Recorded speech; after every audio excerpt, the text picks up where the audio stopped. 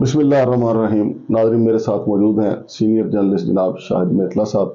میتلا صاحب نے جناب قمر جاوید باجوہ صاحب کے ساتھ جو گپ شپ لگائی ہے، جو بیٹھک کیا، آج کل پورے پاکستان میں بہت مشہور ہے. حتیٰ کہ عمران خان نے مینار پاکستان پہ جو جلسہ کیا اس میں بھی اس کا ذکر تھا. میتلا صاحب، میں نے جو آپ کی بیٹھک کے حوالے سے جو سٹوری سامنے آئی اس سے میں نے اندازہ لگایا کہ تقریباً 2.5-3 گھنٹے تو آپ ساتھ رہے. کتنا وقت آپ نے ساتھ گزارا جس میں یہ ساری گفتگو گپ شپ ہوئی؟ بہت شکریہ ماگر صاحب. وہ چونکہ وہ بھی ایک طرح سے باؤنڈ ہوں کہ وہ انفارمیشن نہیں شیئر کر سکتا، لیکن 2.5-3-4-5 گھنٹوں سے زیادہ ہی تھا ڈیفینیٹلی. کیونکہ میں نے اس سے اندازہ لگایا کہ آپ کی سٹوری میں تھا کہ آپ نے دوپہر کا کھانا بھی ان کے ساتھ کھایا، تو وہ سارا ٹائم اگر آپ لگا لیں تو پھر یہ 2.5-3 گھنٹے تو بن ہی جاتے ہیں. اس سے زیادہ ٹائم ہے، اس سے زیادہ. اچھا شاہد صاحب، اس کے بعد کوئی اور مزید ساتھ اس کی جو ہے سلسلہ مزید آنے کا امکان ہے؟ ہاں بالکل، کوشش تو ہے کہ آئے، اور وہ پہلے ہی کچھ 4-5 اور ایک ساتھ منیمم ہے جو مختلف جگہوں پہ دوستوں کے ساتھ اور یہ ایڈیٹرز وغیرہ کے ساتھ شیئر ہوئی ہیں. اور باقی اس کی ایک ساتھ تو کافی زیادہ ہے، کافی کالمز ہیں، میں ابھی نہیں ڈسکلوز کروں گا، لیکن 2-4 تو لازمی جو ہیں وہ چونکہ پہلے سے ہی چیزیں شیئر ہوئی ہیں مختلف لوگوں کے ساتھ. وہ تو اگر میں ان کو کہوں گا بھی کہ یا نہ کریں تو پھر بھی آ جائیں گے. اچھا شاہد صاحب، جب آپ وہاں پہنچے انٹرویو کرنے کے لیے، کیونکہ میں خود جرنلسٹ ہوں، کہ جب آپ اتنے کسی بڑی شخصیت کے ساتھ گپ شپ کرنے کے لیے یا انٹرویو کرنے کے لیے جاتے ہیں تو آپ خود بھی جو ہے وہ بہت ایکسائٹیڈ ہوتے ہیں. جب آپ وہاں پہنچے ہیں تو جناب قمر جاوید باجوہ صاحب زیادہ ایکسائٹیڈ تھے یا آپ زیادہ ایکسائٹیڈ تھے؟ ہاں، بڑا انٹرسٹنگ سوال ہے. یہ دونوں ہی ہم کافی ایکسائٹیڈ تھے. جنرل قمر جاوید باجوہ صاحب بہت سارے حوالوں سے متاثر کن شخصیت ہیں، بڑے شاندار شخصیت کے مالک ہیں. ان کی کمیونیکیشن سکلز بہت اچھی ہیں. ان کے ادروائز بھی 2-3 چیزوں کے حوالے سے میں ضرور کہنا چاہوں گا کہ ایک تو لائک معیشت کو بڑا اچھا سمجھتے ہیں، معیشت پر ان کی گرپ ہے. اور سیکنڈلی جو ان کے بین الاقوامی تعلقات ہیں اور بین الاقوامی شخصیات کے ساتھ تعلقات ہیں وہ بھی بہت اہم ہیں. اور عرب ممالک کے جو شہزادوں یا رائل فیملی، شاہی خاندان وغیرہ کے ساتھ جو ان کے تعلقات ہیں وہ بہت ہی زیادہ گہرے ہیں اور بڑے مضبوط تعلقات ہیں. اور میں سمجھتا ہوں شاید مستقبل میں ان کی ضرورت بھی بڑھے اور جنرل قمر جاوید باجوہ کو استعمال بھی کیا جا سکے ان تعلقات کی بنا پر. میتلا صاحب، آپ نے اس گپ شپ میں کیا محسوس کیا کہ سیاسی حوالے سے جنرل قمر جاوید باجوہ صاحب کا سیاسی مستقبل روشن ہے، یا وہ کہتے تھے کہ میں تو گمنامی کی زندگی میں چلا جاؤں گا، یا وہ گمنام ہو جائیں گے، یا کسی جماعت کے ساتھ وہ مل کے سیاست کرنے کا ارادہ رکھتے ہیں؟ میرا خیال ہے سیاست تو نہیں کریں گے اور نہ ہی ان کو کرنی چاہیے. پہلے بھی کسی سوائے پرویز مشرف کے کسی بھی سابق آرمی چیف نے سیاست نہیں کی. اور جس طرح سے کہ پچھلے 5-6 سال میں حالات بدلے ہیں یا حالات نظر آتے ہیں یا حالات ہوئے ہیں، اس سے تو لائک جنرل قمر جاوید باجوہ صاحب اگر سیاست میں آتے ہیں تو بہت زیادہ متنازع ہو جائیں گے. لیکن میں یہ کہوں گا اگر کبھی وہ آن ریکارڈ آئے اور ٹی وی پہ انہوں نے انٹرویوز وغیرہ دینے کا سوچا تو وہ بہت ساری چیزیں ایسی ہیں جن کی وہ وضاحت کریں گے تو لوگوں کے سامنے ایک نئی تاریخ آئے گی یا تاریخ کا ایک نیا رخ آئے گا. تو یہ بھی ہے کہ آپ کو جنرل قمر جاوید باجوہ جب آن ریکارڈ آئے تو آپ کو لگے کہ یہ تو ان کے ساتھ تو خود ہاتھ ہو گئے. اچھا میتلا صاحب، یہ عام بات ہے. اگر میتلا صاحب، انہوں نے 5 وزراء اعظم کے ساتھ کام کیا، نواز شریف کے ساتھ بھی انہوں نے کام کیا، پھر نگران جو وزیر اعظم تھے ان کے ساتھ بھی، پھر شاہد خاقان عباسی صاحب کے ساتھ بھی، عمران خان، پھر ابھی شہباز شریف. انہوں نے جو آپ سے گپ شپ کی تو کسی وزیر اعظم کے ساتھ انہوں نے اپنے آپ کو بہت زیادہ خوش بھی محسوس کیا، یہ سب کے ساتھ تسلی چلتی رہی؟ نہیں، شاہد خاقان عباسی کی وہ بہت تعریف کر رہے تھے کہ بہت کمپیٹنٹ آدمی ہیں، معیشت کو بہت اچھا سمجھتے ہیں اور قابل ہیں، اور ان کے ساتھ وہ بڑے کمفرٹیبل تھے اور ان کا تعلق بھی بہت اچھا ہے، بڑا قریبی تعلق ہے. 1-2 جگہوں پہ ان کا ذکر بھی آیا ہے اور وہ آپ کو پھر وہ ذکر پڑھ کے اندازہ ہو جائے گا کہ کتنا گہرا تعلق تھا شاہد خاقان عباسی کا جنرل قمر جاوید باجوہ سے. بلکہ میں نے 1 نومبر میں سٹوری کی تھی اور پھر حامد میر صاحب نے شاید فیبرری میں یا جنوری کے اینڈ میں سٹوری کی تھی. میں نے یہ سٹوری نومبر میں کی تھی کہ شاہد خاقان عباسی صاحب بھی گئے ہوئے ہیں نواز شریف کے پاس. وہ بھی چاہتے ہیں کہ ان کو ایکسٹینشن ملے، جنرل قمر جاوید باجوہ کو ایکسٹینشن ملے. تو اس حوالے سے بھی میرا سوال ہوا تھا اور وہ پھر اس کے حوالے سے بھی ہوا لائک اس میں بھی پھر شاہد خاقان عباسی کوشش کرتے رہے ہیں کہ ان کو ایکسٹینشن مل جائے. اور جب ان کی بات نہیں مانی گئی شاہد خاقان عباسی کی تو کافی دوریاں ہو گئی ان کی اپنی قیادت. اور ٹو سم ایکسٹینٹ اسی طرح کا معاملہ ہے کہ انہوں نے اصرار کیا. جو میں نے اسٹوری نومبر یا دسمبر کے بالکل شروع میں کی تھی, مجھے یاد آ رہا ہے نومبر میں نے وہ اسٹوری کی تھی, تو وہ اس میں وہ اسٹوری آپ کو بھیج بھی دوں گا, لنک لگانا چاہیں تو وہ لگا بھی سکتے ہیں آپ. صحیح. اچھا, تو اس میں میں نے مانگڑ صاحب اس میں میں نے یہ کہا تھا کہ شاہد خاقان عباسی صاحب نے ان کو کہا, نواز شریف صاحب کو اسپیشل ملنے بھی گئے کہ ان کو ایکسٹینشن دیں, تو انہوں نے بڑا انسسٹ کیا شاہد خاقان عباسی نے, تو نواز شریف نے ان کو ڈانٹ دیا. تو اس کے بعد پھر معاملات, یہ بات سچ ہے کہ اس کے بعد بھی معاملات تھوڑے بہت خراب ہوئے, کیونکہ شاہد خاقان عباسی اور جنرل قمر جاوید باجوہ دونوں بہت قریبی دوست ہیں. اچھا شاید مطلع صاحب, جب آپ باجوہ صاحب سے گفتگو کر رہے تھے, جب وہ عمران خان کی بات کرتے ہیں ان کے ماتھے کی شکنیں اس وقت زیادہ گہری ہوتی ہیں یا نواز شریف کا ذکر کرتے ہوئے زیادہ گہری ہوتی ہیں؟ یہ بڑا انٹرسٹنگ سوال ہے. دیکھیں آپ کا میرا شعبہ ایسے نا فیس ریڈنگ کرنا. ہاں, فیس ریڈنگ کرنا, ٹھیک کہہ رہے ہیں. نہیں تو اس میں میں سمجھتا ہوں کہ لائک نواز شریف کے حوالے سے وہ کافی کمفرٹیبل تھے, اور انہوں نے کہا بھی ایک دو چیزوں میں آئے گا جو پہلے نہیں آیا. چلیں آپ کے میں ادھر ذکر کر دیتا ہوں کہ نواز شریف کے ساتھ بھی کمفرٹیبل تھے.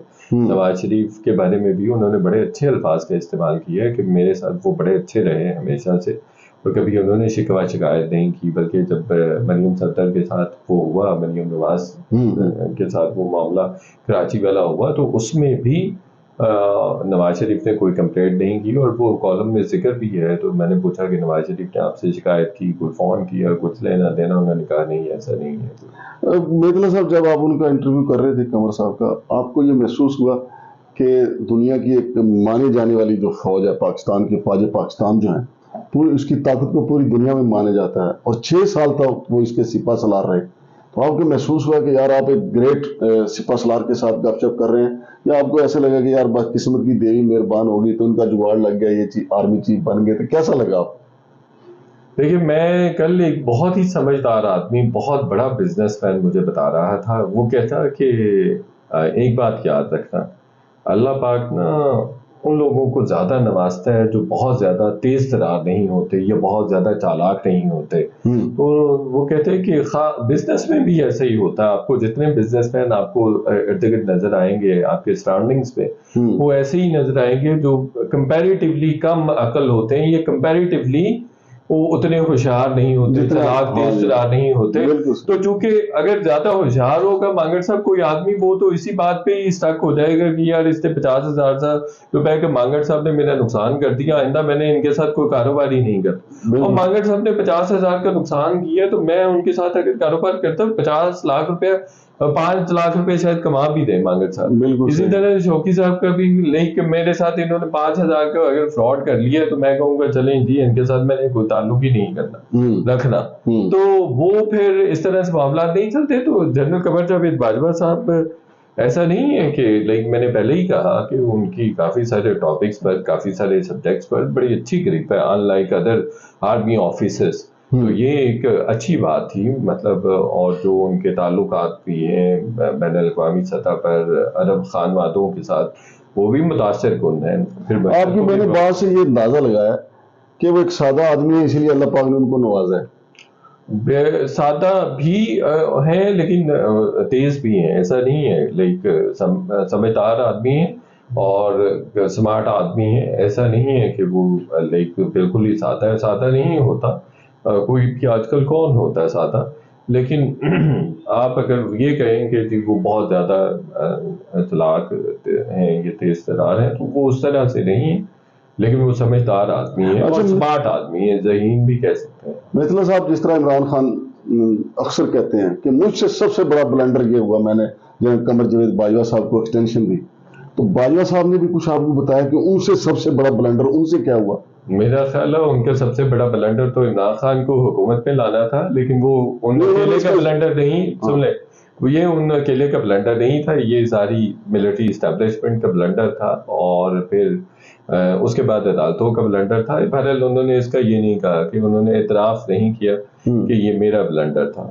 اپنی 6 سالہ جو ان کی خدمات تھی اس میں وہ کس پہ زیادہ پراؤڈ فیل کرتے ہیں اور کس پہ وہ تھوڑا سا احساس ندامت بھی محسوس کرتے ہیں؟ کارناموں کے حوالے سے بات کر رہے ہیں؟ مثلا وہ کہتے ہیں کہ میں نے 6 سالہ اپنی جو مدت تھی بطور آرمی چیف یہ میں نے زبردست کام کیا ہے. ہاں وہ بالکل ایگزیکٹلی یہ بات بھی کمنگ کالمز پہ آئے گی. وہ ان کے انٹرنیشنل ریلیشنز ہیں، جس طرح سے انہوں نے تعلقات بہتر رکھنے کی کوشش کی چین کے ساتھ بھی، عرب ممالک کے ساتھ بھی اور باقی ممالک کے ساتھ بھی، امریکہ وغیرہ کے ساتھ بھی وہ اچھے تعلقات رکھنے کی کوشش کرتے رہے مانگے صاحب.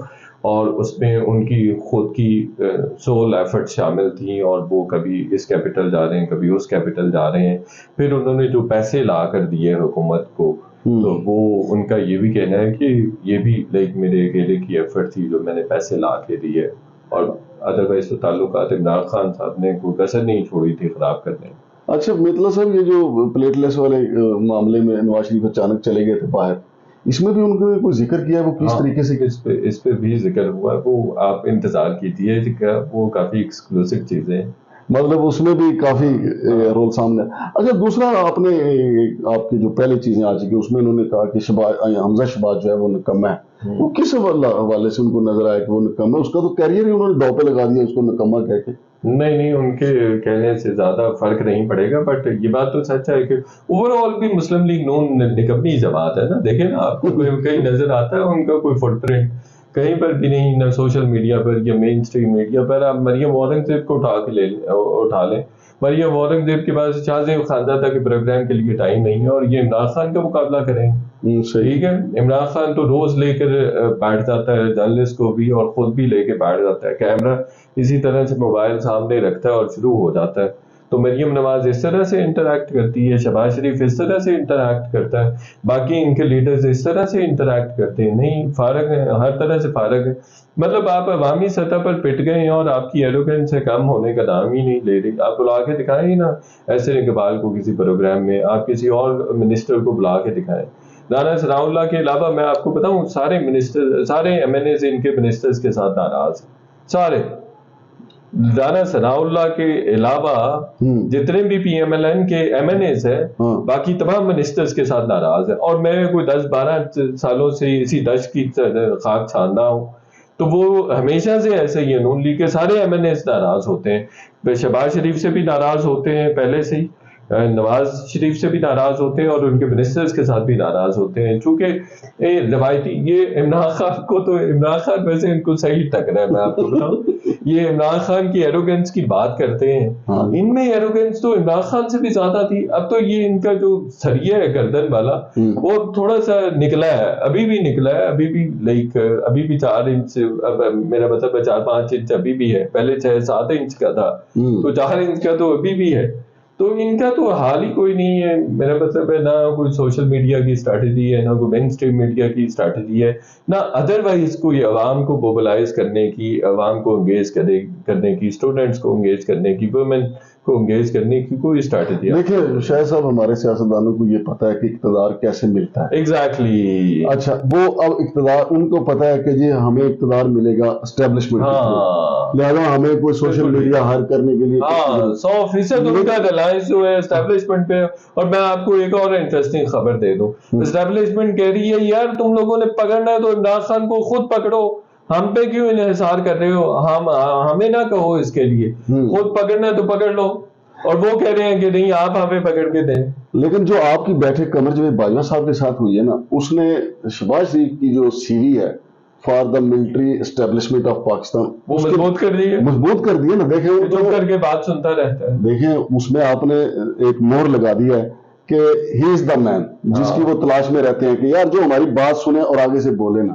آپ کیا کہتے ہیں اس کے؟ یہ تو آپ نے احسان کیا شہباز شریف پہ.